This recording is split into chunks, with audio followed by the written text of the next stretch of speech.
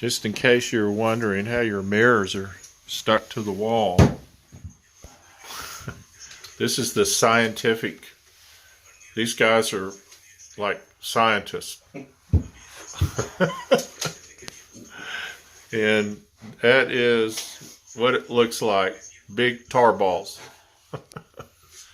But we're bringing this mirror out about an inch or so off the wall to kind of float it out. But once you get it set, it's there forever. It's to get it flush right up here. Right up here. See that? Do I have to go to the top first or the bottom? No, the bottom. There's no lights.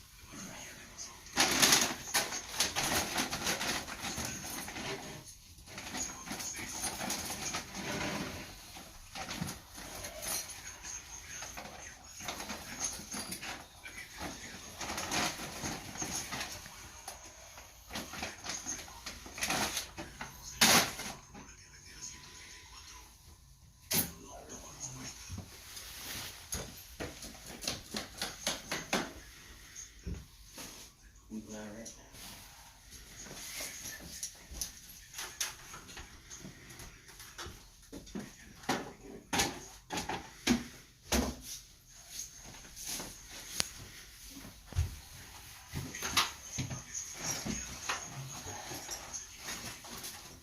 I got this.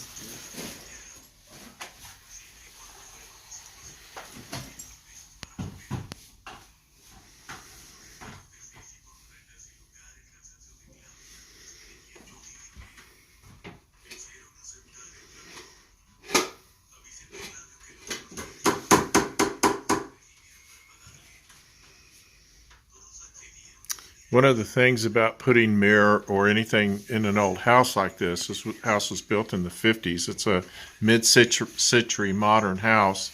Is that none of the walls or ceilings are level. None of them are plumb or level. So what we have to do when we install things is we have to just sort of ad lib. You can't just throw a level on it. You have to eyeball it and make sure it looks right.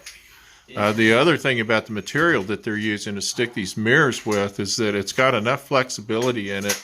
When the house shifts a little bit, it'll move with it. And we've allowed for that with the size of the mirrors. You can see at the ceiling, there's a tiny little gap up there, and there's a tiny little gap down at the bottom. And that's going to allow things to move around that glass and not crack it. This is Liz's bath, and she does not know we're putting the mirrors in today. I'm just wanting to surprise her when she gets home. The big surprise is going to be that one of them's wrong. So they're not going to be finished. But she'll still love us.